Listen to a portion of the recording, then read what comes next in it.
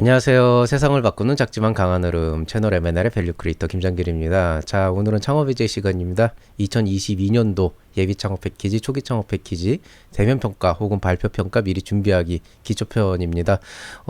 지금 예비 창업 패키지가 이제 마감이 끝난 지가 열흘 정도 지났어요. 그다음에 초기 창업 패키지는 이제 지난주에 이제 마감이 됐으니까 이제 서면 평가는 이제 막 시작을 하려고 하는 시점인 것 같고요. 결과 나오려면은 예비 창업 패키지는 빠르면 이번 주 늦으면 다음 주 정도에 나올 거고 초창패는 그거보다 일주일 늦을 거라서 사실 그렇게까지 타이트한 건 아닙니다. 근데 보통 그 서면 평가 끝나고 대면 평가 시작할 때까지 그 사이가 굉장히 바쁘게 지나가거든요. 그래서 좀 한번 미리 한번 요런 그 어떤 식으로 진행이 되고 또 어떤 점을 미리 하면 좋은지 그런 것들에 대해서 한번 전체적으로 아웃라인을 한번 짚어드리겠습니다. 그럼 강의 시작하겠습니다. 자, 먼저 강의 목적입니다. 예비 창업 패키지, 초기 창업 패키지 발표 평가 준비에 필요한 기초 전략을 수립한다라고 하는 거고요. 오늘은 뭔가 뭐 자료를 이렇게 만들면 된다 이런 얘기를 하진 않을 거예요. 그거보다는 전반적으로 어떤 프로세스가 이제 이루어지고 있을 것이며 그 안에서 어느 정도까지 좀 유동적으로 대응을 하는 게 좋을까 그런 얘기들을 조금 짚어드리는 걸로 일단 좀 맛보기 정도로 생각하시면 될 것 같아요. 강의 흐름은요. 일단 예상 평가 일정이 어떻게 되고 어떻게 준비하는 게 좋은지, 그 다음에 평가 방식이 되게 다양하게 나올 수 있는데 어떤 준비를 하는 게 좋을지, 그 다음에 지금 당장 여러분이 해야 될 일이 어떤 것인지, 그리고 이제 오늘의 원픽으로 마무리를 하도록 하겠습니다. 일단 이제 첫 번째로 예상 평가 일정과 준비에 대한 내용인데요. 통상적으로 선정 절차를 보면은 보통 이제 서류 평가가 되면은 1차 선정 결과를 이제 내보내고요. 그 다음에 이제 발표 평가를 한 다음에 이게 대면 평가죠. 최종 선정이 돼서 이제 여러분한테 발표를 하는 걸로 이제 얘기가 돼 있습니다. 그래서 예비 창업 패키지 같은 경우에는 이제 3월 17일 정도니까 지금 딱 한 열흘 정도 지났고, 초기 창업 패키지는 이제 뭐 며칠 안 지났죠. 이제 뭐 한 5일 정도밖에 안 지났는데, 일단은 뭐 예창패하고 초창패가 일주일 텀으로 지금 조금 이렇게 어긋나서 진행이 되는데, 대체로 보면은 특별한 일이 없으면 평가 기간이 2주 정도 걸려요. 요게 이제 약간 어떤 식으로 생각을 하시면 되냐면은, 보통은 예창패가 3월 17일 목요일 정도면은 한 18일 정도 금요일 날 좀 어느 정도 수합을 하고, 그다음에 내부적으로 자료 정리를 웬만큼 하고 또 스크리닝 할 수 있는 거 있으면 있고, 뭐 이런 이제 행정직원들이 하는 그런 일들이 있거든요. 그런 게 보통 이제 3일에서 4일 정도 걸리는데, 그게 끝나면은 본격적으로 이제 발표 평가가 시작되는 거는 요 마감이 있는 그 다음 주, 그러니까 실제로는 뭐 3월 한 10 며칠인가요? 3월 한 20일 정도부터 한 25일 한 요 정도 사이에 이제 있는 그런 기간이 되는데, 보통은 이제 웬만하면 이제는 좀 매뉴얼이 있어요. 그러니까 처음에 진행이 될 때는 얼마나 많은 사람들이 지원할까 이런 게 조금 우려가 됐었다 그러면, 지금은 뭐 많아봤자 한 10대 1 정도를 보거든요. 그러면은 뭐 이번에 뭐 예를 들어서 뭐 한 20팀 뽑는다. 그럼 한 200팀 정도 지원한다라고 했으니까 대략적으로 몇 명의 심사위원들을 몇 개의 분과로 쪼개가지고 할 건지가 이제 어느 정도 아웃라인이 나오기 때문에, 보통은 특별한 일 없으면은 이 예비 창업 패키지 서면 평가하기 전에 심사위원들 다 스케줄 조정해가지고 일정을 다 잡아 놓습니다. 그래서 뭐 서면 평가를 누가 할지는, 서류 평가를 누가 할지는 이미 정해져 있다라고 보면 되고, 아마 뭐 지금 이 방송을 하고 있는 이 시점에 이미 평가가 진행이 되고 있을 수도 있고 이미 끝났을 수도 있어요. 통상적으로 서류 평가 같은 경우에는 보통 한 이틀에서 3일 정도 잡으면 되고, 좀 넉넉 잡다 그러면 3일에서 4일 정도니까 사실 좀 빠른 데는 지난주에 이미 끝났다고 보시면 되고요. 아니면 이제 미리 좀 사전 선정 절차나 스크리닝을 좀 하는 데 같은 경우에는 일주일 정도 여유를 두고 이번 주부터 시작을 할 수도 있겠죠. 그럼 어떻게 됐든지 간에 이번 주 말 정도면은 일단 평가는 끝납니다. 평가가 끝나고 이제 엑셀표 같은데 이제 딱 점수가 나오면 그걸로 이제 딱 잘라가지고 이제 1차 선정자 이제 발표가 들어가게 되죠. 그래서 빠르면 이번 주 말 정도에는 예창패 결과가 나올 수도 있는데, 저는 그거보다 조금 늦게 보는 게 아직 조금 여유가 있어요. 왜냐하면 지금 최종 선정을 제가 4월 20일 정도로 얘기를 했지만, 지금 예비 창업 패키지 보면은 협약일이 지금 5월 달로 돼 있거든요. 그럼 5월 달에 협약을 한다라고 하면 한 4월 말 정도까지만 최종 선정 결과가 나오면 되기 때문에, 사실 진행하는 입장에서는 그래도 사이사이에 조금 어느 정도 텀을 두면서 서류를 좀 어느 정도 좀 어레인지를 하면서 가야지, 이거를 그냥 막 번개불에 콩구워 먹듯이 팍팍팍팍 진행을 해버리면은 여러분도 여러분이지만 그 운영하는 그 입장에서 되게 힘들어지거든요. 그래서 통상적으로는 그래도 한 2주일 정도는 좀 여유 있게 잡고, 보통 이번 주 정도의 결과 나와서 여러분한테 연락 간다 그러면 보통 이제 그 사이에 한 일주일 정도 뒤에 이제 그 1차 선정 끝나고 일주일 정도 뒤에 이제 발표 평가 일정이 잡히기 시작을 해요. 그럼 이제 빠르면은 다음 주 정도, 다음 주 말 정도부터 이제 발표 평가 일정이 잡히는데 그렇게 따지면은 지금 뭐 길게는 2주, 짧게는 열흘 정도 있지 않냐 이렇게 생각할 수도 있는데요. 이번에 발표가 어떻게 될지 모르겠지만 만약에 프리젠테이션 자료를 사전에 제출을 하라라는 얘기가 있을 수가 있어요. 그러면 어떤 일이 생기냐면은 연락이 옵니다. 연락이 오면은 뭐 금요일쯤 와요. 그리고 PT 자료를 월요일까지 내래요. 뭐 약간 이런 게 있어요. 그럼 어떤 문제가 생기냐면 PT 자료 자체는 사실 만드는데 오래 안 걸리는데 연습을 못 해보거든요. 그래가지고 이렇게 좀 뭐라 그러니까 좀 기회를 좀 많이 놓치는 경우가 생겨요. 그래서 좀 타이트하게 본다 그러면은 PT 자료가 일단 이번 주 말 정도까지는 스탠바이를 하고 있어야 된다. 근데 요것도 지금 조금 언노운이 있어서 한 요 정도로 좀 타이트하게 보시면 되고 조금 넉넉하게 보시면은 발표 평가가 한 4월 중순 그다음에 최종 선정은 4월 말 한 요 정도로 한 일주일씩 뒤로 당겨서 그 사이에서 모든 일이 이루어진다라고 보면 됩니다. 그리고 이제 초기 창업 패키지 같은 경우에는 똑같은 상황인데 예비 창업 패키지보단 일주일 정도 늦게 진행이 될 거고 실질적으로 보면은 그래도 진행을 조금 빨리 될 게 예창패보다는 아무래도 좀 지원자 수가 많지가 않은 편이라 조금 그거보다는 조금 편하게 진행이 될 가능성은 있습니다. 근데 어쨌든 뭐 대충 이 정도 결과로 보시고 이제 쉴 만큼 쉬었으니까 이번 주부터는 발표를 준비를 하셔야 돼요. 자료를 준비하라는 게 아니고 이제 발표 연습을 슬슬 준비를 하셔야 되는 거죠. 그래서 뭐 말씀드렸듯이 이제 좀 그런 거 있잖아요. 제가 뭐 다음 주 정도까지 기다려도 된다라고 얘기했는데 갑자기 오늘 연락 올 수도 있는 문제니까 어쨌든 주간 기간별로 차이는 분명히 있습니다. 이제 좀 특화 기관 같은 경우에는 조금 천천히 하는 편이고 약간 그 대학교에서 하는 일반 기관 같은 경우에 좀 빨리 하는 그런 이제 스탠스도 있는데 그런 트렌드를 너무 믿으면 안 되고 일단 주간 기간별로 차이가 있지만 어쨌든 미리미리 준비하자. 예, 좀 요게 이제 핵심이고요. 이제 이번 주부터는 어쨌든 좀 준비를 하시는 게 좋을 것 같습니다. 그리고 얘기했듯이 PT 자료를 사전에 제출한다 그러면 정말 최악의 경우에는 다음 주 월요일까지 제출일 경우가 있어요. 정말 최악의 경우에는.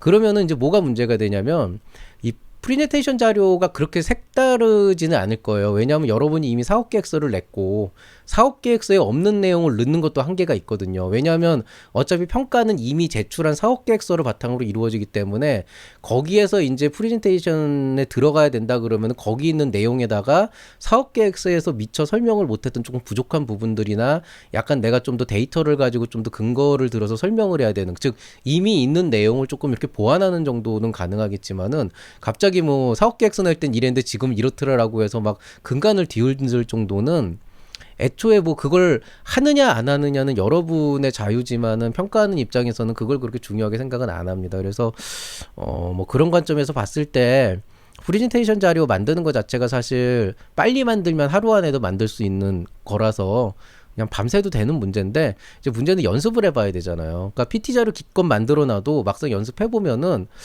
내가 생각했던 건 이 흐름인데 의외로 그 흐름대로 말을 만들기가 되게 힘들어지거나 또 이렇게 되면 되게 전달력이 좋을 줄 알았는데 막상 해보니까 아닌 경우도 꽤 있어요. 그래서 보통 그 연습을 어느 정도 좀 본인이 좀 해보고 사실은 누가 좀 이렇게 살짝 한번 그 감을 좀 익힌 다음에 하는 것도 되게 중요한데 그 시간이 충분하지 않을 수 있어서 좀 그런 마음의 준비도 조금 하시는 게 좋습니다. 그리고 이 사전 준비의 딜레마라는 게 있는데 제가 지금 미리 준비를 하는 게 좋다, 대비를 하는 게 좋다 이렇게 얘기하지 지금부터 발표 자료 만들어라 이렇게 얘기를 안 하잖아요. 이게 왜 그러냐면은 발표 평가 방식이 달라질 수가 있어요. 근데 생각보다 이게 굉장히 많이 달라지는 부분들이 있거든요. 그래서 이제 초기 창업 패키지 같은 경우는 이제는 거의 고착화된 것 같아요. 이제 몇 년 동안 계속 해왔고 그 전에 또 창업선도대학이라는 프로그램도 있었기 때문에 그냥 발표 시간에 맞춰가지고 10분, 15분 발표 시간 한 다음에 그 다음에 이제 질의응답 하고 해서 대면으로 진행될 가능성 높고 서식도 이제 자유서식 기업의 어떤 특징에 맞춰가지고 그냥 자유롭게 해라 이런 식으로 진행될 가능성이 높은데 그 예비 창업 패키지 같은 경우에는 원래부터 주관 기관마다 좀 평가 방식이 다 달라졌었어요. 대면으로 하는 데도 있고 비대면으로 하는 데도 있고 이렇게 발표 자료도 만들어 안 만들어라 되게 여러 가지 형태가 있기 때문에 그게 그렇다고 매년 똑같진 않거든요. 그러니까 작년에 이랬다고 해서 올해 이럴 거다라고 기대하는 것도 별로라는 거예요. 왜냐하면 작년하고 올해가 지금 방식이 달라졌으니까. 그래서 좀 막 미리 발표 자료 막 열심히 만들었는데 나중에 이거 아니래 그래고 다 들어 고치거나 전혀 의미가 없는 그런 일도 있기 때문에 뭐 미리 자료를 준비하면은 또 그만큼 어느 정도 좀 연습이 되는 거니까 또 좋은 점은 있지만은 지금부터 발표 자료를 만드는 게 좋다라고는 딱 말씀드리기가 좀 애매하기는 해요. 그래서 요게 약간 딜레마 같은 건데 적어도 이제 필요한 시점에 바로 치고 나갈 정도로 뭐 차라리 좀 다른 일들을 미리 빼서 해놓고 다음 주 이후부터는 조금 시간을 비워넣어서 뭐 여차하면 밤샐 수 있는 그런 환경을 좀 만들어 놓는다든지 그런 환경에 대한 준비를 좀 하는 게 지금은 더 현명하다 이렇게 말씀을 드리고 싶습니다. 그래서 지금 이제 그래도 조금 더 구체적으로 뭘 하면 좋을까라고 하게 되면은 이제 방금 말씀드렸던 것처럼 이제 환경 자체를 그러니까 일할 수 있는 환경을 예창패가 다음 주에 터질 수 있으니 그 전에 좀 미리 바쁜 일정들 빼놓고 좀 다음 주는 조금 한가하게 밀어놓고 이런 식으로 좀 준비하는 것도 중요하지만은 그게 뭐 1주, 2주가 지속이 될 수도 있고 그 전에 그래도 조금 그 일의 효율을 높이고 여러분이 좀 더 그 가능성을 높이게 위해서 할 수 있는 건 이제 스토리보드는 좀 미리 만들어 오는 게 좋을 것 같아요. 그러니까 스토리보드라는 건 뭐냐면은 무슨 뭐 대단한 서식을 만들라는 게 아니고 실제 10분을 발표한다 그러면은 어떤 순서로 어떤 이야기를 어떻게 해야 되겠다. 그 개요라 그래야 되나? 그 보드만 어느 정도 이렇게 좀 여러분이 뭐 그걸 그림으로 그려도 되고 글을 써도 되니까 그걸 미리 만들어 놓기만 하면은 실상 이제 PT 자료 같은 경우에는 뭐 안 만들면 안 만드는 대로 만들면 또 만드는 대로 또 금방 하거든요. 그래서 스토리보드 같은 거는 좀 미리 만들어 놔서 내가 발표 시간에 어떤 식으로 이제 그 텔링을 이끌어 갈 것인지 그거를 조금 고민해 보시는 건 좋을 것 같습니다. 자, 그럼 이제 평가 방식에 따른 발표 평가 준비 전략인데 일단 발표가 어떤 형태로 이루어질까는 제가 조금 전에 말씀드린 것처럼 이제 주관 기관별로 또 시기별로 상황별로 차이가 있어요. 그러니까 이번에 무슨 일이 있어도 대면을 하겠다라고 했는데 사실 지금 또 오미크론 때문에 난리 부르스잖아요. 그래서 상황이 지금 어떠냐면은 정해진 일정이 갑자기 어그러지는 경우도 되게 많아요. 그러니까 이번 같은 경우에는 100% 비대면은 없습니다. 이 100% 비대면이 나올 수 없다라는 건 뭐냐면 예를 들어서 심사위원 한 명이 갑자기 막 확진이 돼가지고 못 나오게 됐다라고 하면은 그거는 어떻게든 땜빵이 돼요. 왜냐하면 어떻게든 풀을 돌리면은 그 안에서 누군가 땜빵할 사람 나올 수가 있거든요. 근데 발표자가 확진이 되면은 대면한다 그랬는데 못 올 수도 있게 되기 때문에 아마 이번에는 다 하이브리드 형태로 완전히 대면으로 한다 그래도 여차하면은 비대면으로라도 할 수 있게끔 시스템을 만들어 놓을 거예요. 그거를 그렇게 안 해놨다 그러면 그건 주관기관으로서 직문 태만을 한 거고 그건 충분히 이제 그 항의 사유가 되는 거고 근데 이제 그렇다고 하더라도 완전히 100% 아예 그런 조건을 없애려고 비대면으로 가는 경우도 좀 이렇기 때문에 좀 시기별 상황별로 차이가 있고 뭐 오미크론은 이제 퍼질 만큼 퍼져가지고 저도 한번 확진됐다가 나왔잖아요. 그래서 뭐 그것 때문에 상황이 갑자기 확 급변하진 않겠지만은 개개인의 상황은 달라질 수가 있기 때문에 대면을 한다 그래도 비대면의 상황 가능성은 항상 있다. 특히나 예창패 같은 경우에는 너무 지금 언노운이 많아가지고 이런 게 좀 있는데 일단 기본적으로 발표 환경에 따라 가지고 얘기를 하면은 발표 환경에 따른 분류라 그러면은 대면으로 할 거냐 비대면으로 할 거냐 이 차이가 있죠. 이제 대면은 그냥 보는 거고 비대면 같은 경우는 하게 된다 그러면은 줌을 쓰기도 할 거고 어떤 사람은 구글을 쓰기도 할 거고 그다음에 뭐 어떤 사람은 뭐 카톡 같은 걸 쓰기도 하고 어떤 사람은 스카이프 뭐 이게 주관기관마다 정말 천차만별인데 대체로 겪어보면은 그 줌이 제일 깔끔하긴 했는데 뭐 스카이프나 다른 구글 미시나 이런 걸로 한다고 해서 발표 자체가 특별히 문제가 생기진 않았어요. 그러니까 재작년 같은 경우에는 처음에 비대면이 도입이 되면서 네트워크 환경도 문제가 되고 여러 가지 돌발 상황에 대한 그런 그 해결이 잘 안 됐었기 때문에 그런데 실질적으로 이제 지금 같은 경우에는 이제 평가하는 사람들도 많이 익숙해졌고 또 여러분도 비대면으로 뭔가를 하는데 많이 익숙해진 상황이라서 좀 개인 취향에 안 맞을 수는 있겠지만은 그 약간 그 익숙하지 않은 때문에 나올 수 있는 불이익은 많이 없어졌다고 보면 되고요.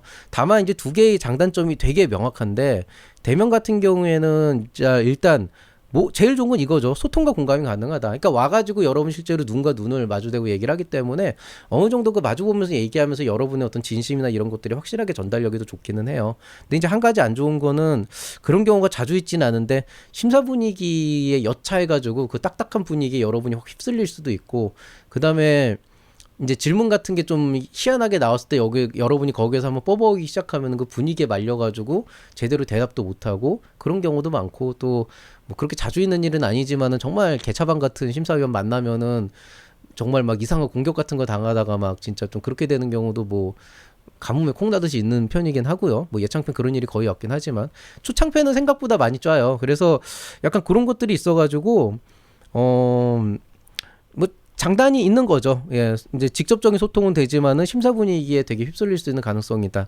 대신에 이제 비대면 같은 경우에는 사실은 심사위원 입장에서 요즘 비대면이 되게 편해요. 왜냐하면은 사실 뭐 발표자가 되게 막 열정과 의지를 가지고 열심히 소통을 하려고 해도 사실 갖고 온 자료가 개판이고 사업 계획서가 엉망이고 뽑아줄 수가 없거든요. 근데 오히려 비대면으로 보면은 그런 감정적인 요소를 배제하기 때문에 특별히 얘기 길게 할 것도 없고 그냥 얘기하다가 아닌 것 같으면 그냥 감점하고 좋으면 그냥 점수 잘 주고 끝내는 경우도 있어요. 그래서 그리고 어차피 그 뭐 소통과 공감이 아무래도 대면보단 조금 덜하다곤 하지만은 그래도 그 낭중지추라 그러잖아요. 잘하는 사람들은 그 와중에서도 되게 잘하더라고요. 그래가지고 그 생각보다 비대면이 평가할 때 좀 더 편한 것도 있고 해가지고 그런 장점도 있고요. 또 이것도 또 여러분 입장에서도 좋을 수도 있고 이제 지금 말만 잘하는 입만 사는 양반들이 이런 데 보통 잘 걸러지거든요. 그래서 그런 장점도 있고요. 근데 이제 단점은 얘가 제일 큰 문제 같아요. 제가 볼 때는 네트워크 환경에 영향을 받을 수 있는데 이게 보통 현장 네트워크는 되게 컨트롤이 잘 돼요. 왜냐하면 대부분 이제 현장 네트워크는 문제가 되지 않기 위해서 전날 뭐 리허설을 하기도 하고 아니면 우리끼리 막 서로 연결해가지고 테스트도 해보기도 하고 그러는데 이제 막상 이제 발표 당일이 돼버리면은 대부분 문제가 여러분이 있는 그 장소의 네트워크가 되게 문제가 있는 경우가 많아요. 뭐 우리 쪽은 문제가 없다 그러는데 희한하게 거기에서 뭐 줌으로만 접속하면 줌만 맛이 간다든지 이런 경우가 있더라고요. 그래가지고 좀 그런 것들이 있는데 이건 정말 좀 운이라서 그런 단점들 좀 컨트롤이 안 되는 그런 단점들이 좀 있습니다. 근데 이게 별거 아닌 것 같은데 되게 짜증이 나가지고 막상 당해보면은 자 그다음에 이제 PT 자료 같은 경우인데 PT 자료가 세 가지가 있어요. 일단 그냥 제일 좋은 건 이거죠. 자유서식. 그냥 자유롭게 그냥 분량 만들어가지고 해라. 근데 어떤 데는 서식이 없는 그냥 사업계획서 들고 와서 해라. PT 안 하겠다. 실제로 올해 청창사가 이렇게 했죠. 청년창업사관학교가 이렇게 했는데 작년에 사실은 예비창업 패키지도 주관기관 따라서 이렇게 한 데도 있거든요.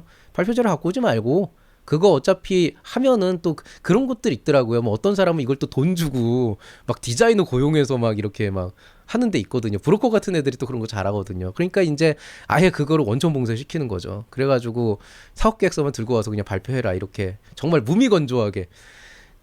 좋은 점은 자료 준비가 필요 없으니까 정말 이거야말로 공평한 진짜 사업계획서만 보고 하는 건데 안 좋은 점은 대부분 사업계획서를 쓸 때 너무 분량의 제한이나 어떤 스토리라인의 전개나 이런 것 때문에 미처 못 집어넣는 데이터나 세부 내용들이 있다고요. 그거를 사실 PPT로 갖고 와서 보여줘야 되는데 그걸 안 하고 사업계획서로 하면 말로만 다 해야 되잖아요. 그러니까 정말 최악의 경우에는 사업계획서만 읽다가 그냥 발표 끝나버리고 되게 아쉬움 많이 남는 그런 게 될 수도 있죠. 물론 모두가 똑같은 상황이긴 하지만 어쨌든 이게 좀 그런 문제가 있어요. 자유서식 같은 경우는 정말 자유롭게 얘기할 수 있고 근데 단점은 뭐냐면은 이제 개인 발표 역량에 따라서 차이가 좀 많이 나서 이제 발표 잘하시는 분. 근데 이거 오해하시면 안 되는 게 대학교에서 PT 잘하거나 회사에서 PT 잘하시는 분이 여기서도 잘하진 않아요. 그럼 왜 그러냐면 어필 포인트가 완전히 다른데 대부분 그 포인트를 놓치고 삽질을 하시더라고요, 진짜로. 왜냐하면 대학교에서 발표를 할 때는 우리가 이렇게 조사를 잘해갖고 이렇게 했어요 해가지고 이게 약간 칭찬받는 자리잖아요. 그 다음에 그 평가라 그래도 약간 칭찬이 베이스인 곳이고 그 다음에 회사 같은 데는 중역이 OX를 결정하는 자리란 말이에요. 그러니까 약간 그 타겟층이 되게 명확한데 여기서는 내 사업을 가지고 내 사업의 가치를 되게 명확하게 보여줘야 되는데 이거를 잘 못하세요 실제로. 예, 잘 못하셔가지고 본인은 되게 잘했고 발표 되게 잘했고 막 또박또박 잘 읽었고 막 이렇게 얘기하시는데 이제 듣는 사람 입장에서 생각보다 별로인. 이제 얼마 전에도 그런 학생 지금 하나 있어가지고 좀 어떻게 이걸 고쳐야 되는 좀 고민인데 이런 게 좀 있고요. 그 다음에 한번 말 꼬이면 수습이 안 됩니다. 이 자유서식 같은 경우에는. 그래서 이게 문제라는 거예요. 그러니까 미리 준비를 해놓으면 연습까지 해봐야 그게 준비가 끝나는 건데 일단 시간 없으니까 PT 자료 낸 다음에 그 다음에 있는 걸로 준비를 하다 이렇게 되면은 결국에는 PT 자료를 만들 때 미흡했던 부분들이 뒤늦게 발견되면 그거를 말로써 커버해야 되는데 이런 것들이 도중에 한 번 꼬이면 진짜 수습이 안 되거든요. 그러니까 저도 가끔씩 강의하다가 말 한 번 꼬이면 수습 안 되는 경우가 있어요. 1년에 한두 번 정도. 뭐 하도 오래 해가지고 자주 있지는 않지만은 이런 게 좀 단점이고요. 템플릿을 주는 데가 있어요. 1페이지 뭐 2페이지 뭐 3페이지 뭐 4페이지 뭐 해서 딱 페이지 정해놓고 이렇게 써오세요. 이제 사업 계획서와 자유 서식의 중간 정도죠. 굉장히 객관적인 평가가 가능하다. 근데 거의 대부분 이런 템플릿들이 어떻게 나오냐면은 사업 계획서 요약문처럼 나오더라고요. 그러니까 뭐냐면은 사업 계획서에 있는 거를 심사위원이 보기 좋게 요약해와라, 약간 이런 느낌이 강해가지고 객관적인 평가도 가능하고 스토리텔링을 그렇게까지 고민하지 않아도 되지만 틀에 맞게 쓰면 되니까 상대적으로 스토리텔링이 안 돼요. 그래서 매력을 어필가 되기 힘든데, 근데 결국에는 이걸 가지고 과연 공정하다 불공정하다를 얘기를 하면은 이게 되게 애매해요. 왜냐하면 여러분만 그걸로 뭐 사업계획서만 했다, 뭐 자유서식으로 했다, 여러분만 그렇게 평가받는 게 아니고 그 지점마다 다르다 그래도 결국에는 그 주관기관에 있는 사람들은 다 똑같은 조건에서 평가를 받는 거잖아요. 뭐 네트워크 나가고 이러는 것도 만약에 주관기관 쪽 문제면은 주관기관 쪽 문제니까 거기 온 사람들이 다 타격을 받는 거거든요. 이제 만약에 여러분 개인의 문제면 그거는 조금 안타까운 일이고, 뭐 근데 그거는 사실 그러게 미리 좀 잘하지 이렇게 얘기할 수밖에 없는 노릇인 거고. 근데 여태까지 보통 이런 지원 사업에서 그 민원 같은 거 들어오는 거 얘기 들어보면은 항상 민원의 이유가 똑같아요. 이게 원래 내가 떨어지면 불공정한 거야, 이게. 예. 이게 딱 갔는데 발표하고 뭐 이렇게 했는데 질문도 되게 짧게 끝나고 해가지고 뭐 했는데, 아 이거 이렇게까지 이렇게 짧게 끝내서 되나? 내가 너무 없나? 이렇게 하는데 이게 됐어. 그러면 아 내가 발표를 정말 잘했구나. 심사위원들 마음에 들어서 질문도 많이 안 나왔구나. 이렇게 되는 건데, 만약에 떨어졌어. 똑같은 상황에서. 그러면 아 저 평가 제대로 안 했다. 왜 질문을 저렇게 안 했냐? 저 따위로밖에 안 했냐? 이런 식으로 이제 나오게 되는 상황이더라고요. 근데 이게 좀 복불복이 있어요. 그래서 이거를 가지고 공정하다 안 하냐가 저도 말하기가 되게 애매해요. 그러니까 어쨌든 어떤 식으로 진행해도 불리한 사람이 있고 유리한 사람은 있어요. 이게 약간 그 대학교 입학 시험이나 이런 거 할 때랑 마찬가지거든요.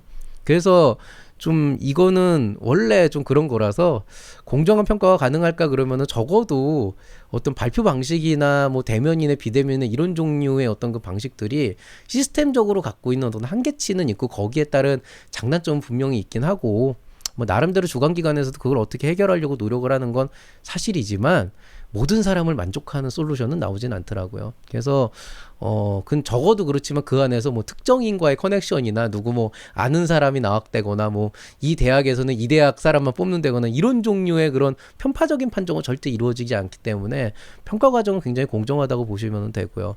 그렇지만은 어떤 발표 방식이나 이런 것들에 따른 개인차는 스스로의 노력으로 극복할 수밖에 없습니다, 사실은. 뭐 그거는 어쩔 수 없는 것 같아요. 그럼 이제 이렇게 언노운이 많은 상황에서 여러분이 해야 될 일은 뭐냐? 일단은 여러분이 해야 되는 거는 이제 사업계획서의 취약점은 반드시 보완을 해야 되죠. 왜냐하면 사업계획서는 이미 낸 거고, 제가 굳이 여러분 사업계획서를 보고 뭐 이러니 저러니 검토 얘기하고 뭐 이렇게 안 해도 스스로가 알아요. 예. 스스로가 써놓고도 어떤 부분에서 공격당할지 본인이 거의 대부분 알아요. 예. 나는 너무 완벽해서 공격당할 일이 없다. 그건 이제 근자감이 너무 세신 거고, 대체로 알아요. 그래서 대부분 보면은 아 이런 거 정말 안 했으면 좋겠다 이렇게 생각하시는 분들이 있는데, 그런 건 100% 나옵니다. 100%. 예. 100% 나와요, 이거는. 그래서 약간 이런 거예요. 그러니까 제가 학위 받을 때 그 되게 막 그 박사학위 마지막에 막 이렇게 막 디펜스 하기 직전에 연습하고 그러면은 막 그 뭐냐 실험실에 있는 모든 사람들 막 지도교수부터 시작해서 거기는 막 포닥이나 공격 엄청 하거든요. 그럼 되게 스트레스를 많이 받아요. 나중에는 왜 저 사람이 나한테 시비를 걸지 이렇게 생각을 하는데, 막상 그거 다 준비해가지고 나가서 최종 그 박사 학위 발표 딱 나가 보면은 그 질문이 그대로 쏟아져요, 실제로. 그러니까 사람들이 보는 눈이 똑같은 거예요. 그러니까 누군가가 그 어떤 걸 가지고 이거 이렇게 되는데 조금 문제가 있지 않겠어라고 얘기를 하면은 아 네가 몰라서 그런다 이런 식으로 하면은 여러분 결국에는 심사위원한테 가가지고 아 여러분이 몰라서 그런다 이렇게밖에 대답을 못 한다는 거예요. 그래서 여러분이 생각하기에도 조금 난감한 질문이나 아니면은 좀 이 사업 자체가 좀 취약하다라고 돼 있는 부분이 있으면 그건 그냥 100% 나온다라고 생각하고, 안 나오면 운이 좋은 건데, 제가 늘 얘기하지만 아무리 사업이 운칠기삼이래지만 그렇다고 사업을 운에만 기대가지고 준비하는 것 자체는 되게 잘못된 자세거든요. 그래서 이런 이제 본인 사업 계획서가 지금 딱 봤을 때 어떤 부분이 문제가 있는지, 예, 그런 것들을 좀 전반적으로 좀 짚어놓는 게 되게 좋을 것 같아요.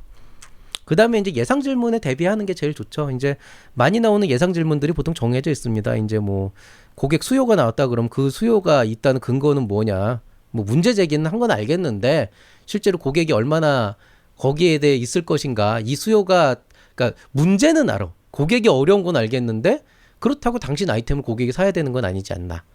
다른 걸 사도 되지 않나. 그럼 당신 아이템에 대한 수요가 있다는 근거는 무엇인가? 시장 규모를 얼마라고 했는데 그 추정 근거는 뭐 얼마인가?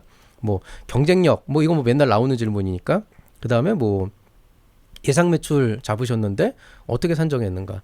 사업을 진행하면서 이제 성과 지표, KPI 설정 근거와 그다음에 목표 달성 가능성이 어떻게 될지.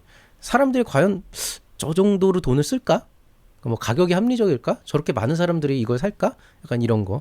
아, 이거 혼자서 하기엔 좀 힘들 것 같다. 아, 요거는 대표님이 전문성이 좀 떨어지는 것 같다. 뭐 그 외에 이제 아이템 특화된 질문들 여러 가지가 나오게 되겠죠. 통상적으로 이런 질문들은 거의 루틴하게 나오는 거고, 뭐 심사위원들도 정말 딱 봤을 때 진짜 사업이 되게 발표 잘 하시는 분들이 있거든요. 되게 완벽하게 하시는 분들이 있으면 보통 요 안에서 그냥 예의상 물어보는 경우도 많고요. 그래서 좀 요런 것들에 대해서 좀 어느 정도 이제 좀 답을 할 준비를 하셔야 돼요. 근데 어떤 분들이 이거 대본 써가지고 막, 예, 그거는 이렇게 돼서 이렇게 됩니다. 막 이렇게 하시는데, 뭐 그렇게까지 생각하실 필요는 없고, 좀, 어쨌든 이런 질문들이 나오니까 내가 이 대답에 이런 질문들이 나왔을 때 내 사업에 대해서 어떤 부분들을 이제 얘기를 할 것인가에 대해서 좀 고민을 해보시면 되겠죠. 그래서 이런 예상 질문별로 좀 어떻게 대응을 해야 되고, 이런 것들이 어떤 식으로 받아들여야 되는지. 사실 미리 얘기하면은 이런 거 있잖아요. 경쟁력 차별성 확보 방안이 있는가 이거. 이게 사실 이 질문이 나오는 이유가 있어요. 그러니까 이 질문의 뒤에 어떤 의미가 있고 어떤 답을 듣고 싶어 하는지 그 의도가 있는데 그거는 이제 특심화편에서 창금 특강에서 한번 얘기를 하도록 하겠습니다. 자, 그다음에 이제 그 여러분 그거 있어요. 요거 그냥 끝으로 한마디만 드리자면은 아니 왜 그 질문을 하는지 모르겠다는 거야. 그러니까 뭐냐면은 근데 사업 계획서에 적어놨어 그거를. 그다음에 발표할 때도 얘기했어. 근데 저 사람 그걸 또 물어봐. 그러면은 저 왜 저러지? 저 평가 제대로 안 하는 거 아니 이렇게 생각하시는데 전혀 그건 관점이 달라요. 그러니까 심사위원이 빡대가리가 아니란 말이에요. 기본적으로 바보가 아니란 말이에요. 사업 계획서에 있고 발표에 있는 내용들도 봤을 거란 말이에요. 그걸로 설명이 안 되는 거예요. 여러분이 충분하다고 생각하는 게 그게 안 되는 거예요. 그게 이런 질문들의 이면에 있는 내용이거든요. 그러니까 무슨 얘기냐면은 이렇게까지 해놨는데 왜 못 알아주냐는 여러분이 취해야 될 자세는 아니에요. 왜냐하면 아쉬운 사람은 여러분이지 심사위원이 아니거든요. 그러니까 여러분이 만약에 그렇게 한 내용들이 여러분 생각에선 불충분하지만은 제가 볼 때는 되게 충분하다고 생각하지만 제가 볼 때 되게 불충분한 경우도 많거든요. 그래서 실제로 떨어진 친구들이 그런 거 발표 자료나 이런 거 갖고 와가지고 저한테 뒤늦게 사후 상담하는 경우 있는데 보통 제가 그 문제점이나 이런 것들 짚어주면은 그제서야 납득을 해요. 본인이 뭘 잘못했는지 아는데 그 전까지는 모르더라고요. 근데 이게 그렇게 뭐 여기 써놨으니까 됐겠지 이게 아니고 써놓은 것도 물어보는 경우가 많아요. 왜냐하면 납득이 안 되니까. 그래서 좀 이런 질문들에 대해서 좀 심층적으로 고민을 해보시는 게 좋고요. 스토리텔링 얘기하는 걸 보면은 자 엊그저께 그 좀 일찍 아예 그냥 피치 자료 미리 만들어가지고 해달라고 한 친구가 있어서 그 녹음 파일까지 보내줘가지고 한번 봤는데 딱 하나 느껴지는 건 이번에 뭐 초기 창업 패키지는 그렇다고 치고 예창패가 지금 10분 플러스 20분이잖아요. 10분이 정말 길더라고요. 그래서 여러분이 생각하기에는 아니 10분이면 내가 발표하는 것도 되게 부족하다. 나 이만큼 해야 되는데 요거밖에 못하지 않냐 막 이렇게 아쉬워하시는 분들이 있는데 듣는 사람 입장에서는 10분이 꽤 길어요. 그리고 지금 30분씩 지금 평가를 한다 그러면은 사이에 쉬는 시간 집어넣어도 하루에 한 뭐 10팀 정도 하면은 5시간을 꼬박 앉아가지고 계속 듣고 평가하고 해야 되는데 솔직히 말씀드리면은 제가 공식적으로 예비 창업 패키지, 초기 창업 패키지 들어오는 그 섭외는 다 쳐버리고 있어요. 왜냐하면 유튜브를 하다 보니까 어디에서 아는 사람을 만날지 몰라가지고 해명성 차원에서 저는 요즘에 이제 평가는 안 하고 항상 결과만 보고 이제 판단을 하고 있는데 이제 다른 평가들은 많이 가죠. 근데 10분 정도가 듣는 사람 입장에서는 정말 지겨워요. 네. 여러분은 10분 열심히 혼자서 얘기를 하지만 듣는 사람 입장에서는 그것만 듣기에 정말 지루한 게 여러분이 발표를 못해요. 기본적으로. 10분 동안 그냥 책 읽듯이 읽어. 그리고 흡인력도 없어. 이건 진짜예요. 예. 제대로 하는 사람들이 10명에 1명이 안 돼요, 실제로. 본인은 잘한다고 생각하는데 개판이야. 그러니까 지루할 수밖에 없는 거지. 그래서 그 10분 동안 내가 이 내용을 어떻게 우겨 넣어서 심사위원들한테 이걸 다 설명할지 고민하는 것보다는 어떻게 하면 효과적으로 이 시간을 잘 활용해서 내 아이템의 가치를 잘 만들어내고 그거를 이제 그 발표평가 질의응답으로 잘 이어가가지고 전체적으로 어떤 내 사업의 가치를 제대로 평가받을 수 있지 않을까. 이런 그 지루하지 않게 어떻게 하면 할까. 뭐 그렇다고 무슨 춤추란 얘기는 아니고 뭐 이상한 무슨 뭐 이런 밈 같은 걸 집어넣으라는 게 아니고 좀 흡입력 있는 그런 발표를 한번 좀 해보시는 걸 고민을 해보세요. 참 이렇게 뜬구름 잡듯이 얘기를 할 수밖에 없는 게 안타깝긴 합니다만은 우리 애들도 그렇게 배우면서 크고 있습니다. 예, 우리 학생들도 우리 제자들도 이렇게 그냥 예, 클래식하지만 모던하게 만들어봐라 그러면은 이제 속으로 요글요글 하면서 막 하시마 이러면서 이제 클래식하고 모던하게 만들어 오더라고요. 그래서 그렇다라고 알고 계시면 되겠습니다. 자, 오늘의 원픽입니다. 자, 원래 이 얘기는 결과가 나온 다음에 하는 게 맞기는 한데 또 결과 나온 시점이 되면은 되게 타이밍이 애매해가지고 미리 얘기를 할게요. 예비 창업 패키지가 이번에도 아마 10대 1 정도 될 것 같습니다. 조금 줄어들었을 수도 있어요. 좀 준다는 얘기가 있어서. 초기 창업 패키지는 10대 1이 넘어가겠죠. 한 보통 작년에 한 15대 1 정도 나왔던 것 같은데 무슨 얘기냐. 지금 이 방송을 보시는 분들도 있고 이 방송을 보지 않고 다른 데에서 준비를 하신 분들도 있겠지만은 어쨌든 이번에 예비 창업 패키지 시험 본 분들 중에 80%는 10명 중에 8명은 떨어집니다. 초기 창업 패키지는 더 심하겠죠. 15명 중에 13명은 떨어지겠죠. 그리고 나머지 2배수에서 이제 일부 이제 그 뭐냐 선정이 돼서 나갈 거예요. 완주를 했잖아요. 네. 제가 여기 지원하는 것만으로도 여러분 이미 상위 1%에 들어가는 사람들이라고 얘기를 했잖아요. 예, 여러분이 예창패, 초창패 완주를 했어요. 그 대단한 겁니다.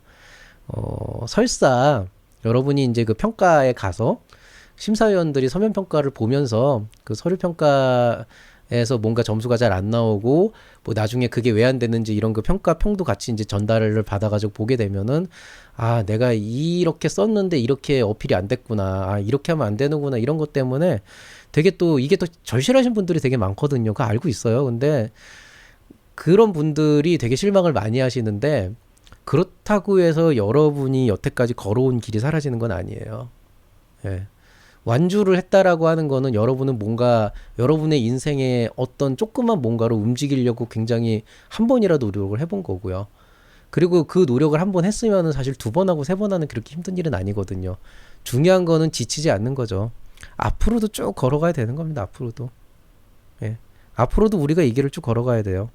거기에서 처음 신청해본 뭐 예비 창업 패키건 초창 패건 이게 한 번 안 됐다 그래서 좀 웃기지 않아요? 여러분이 5억, 10억, 100억짜리 사업을 지금 하려고 하는 건데 그깟 5천만 원, 1억 원 그거 안 되면 내 인생이 끝난다라고 얘기를 하게 되면은 앞으로 5억은 어떻게 벌 거고 1억은 어떻게 벌 거예요. 그냥 그게 상대평가니까 여러분 사업 자체 문제가 없는데 상대적으로 그냥 좀 경쟁에서 밀렸을 수도 있는 거고 의외로 남들이 훨씬 더 많이 준비를 했었을 수도 있는 거고 그러니까 이게 여러분의 절실함이나 어떤 열정이나 의지와는 또 별개의 문제이기도 하다는 거예요. 그래서 어떤 결과가 나오든지 간에 여러분은 정말 충분히 지금까지 잘 달려오셨고 누가 뭐라고 하고 누가 어떻게 비평을 해도 여러분이 걸어온 길이 사라지는 건 아니니까 또 그 걸어온 길만큼 또 앞으로 뚜벅뚜벅 걸어가면 되는 거니까 너무 지원 사업 같은 거 하나 안 됐다고 너무 낙담하지 마시고요. 그냥 꾸준하게 여러분이 갈 길을 좀 걸어갈 수 있는 그런 의지를 가지고 있으면 좋겠습니다. 저보다 이제 나이 많으신 분들은 뭐 알아서 잘 하실 테니까 저보다 나이 어린 분들에게 조금 말씀을 드리자면은 살아본 경험으로는 제가 살아본 경험으로는 그래요. 예.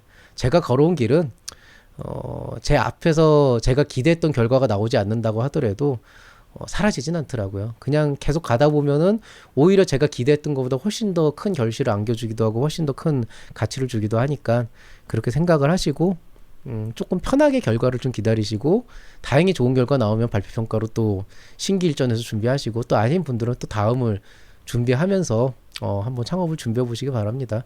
이제 시작이에요. 이제 첫 발 내디는 거예요. 네. 자, 뭐 다음 강의는 미리 얘기했죠. 초기 창업 패키지 요거 잘못됐네. 요거 아닌데. 예. 이거 아니고요. 예. 요거 좀 페이지가 지금 잘못됐는데 어쨌든 간에 다음 강의는 지금 이거에 이어가지고 심화편 바로 준비하도록 하겠습니다. 자, 오늘 강의 여기서 마치도록 하겠습니다. 구독과 좋아요 잘 보셨으면 눌러주시고요. 창업가 여러분의 성공을 기원하겠습니다. 이상 채널 M&R의 밸류 크리에이터 김장기였습니다. 여러분 사랑합니다.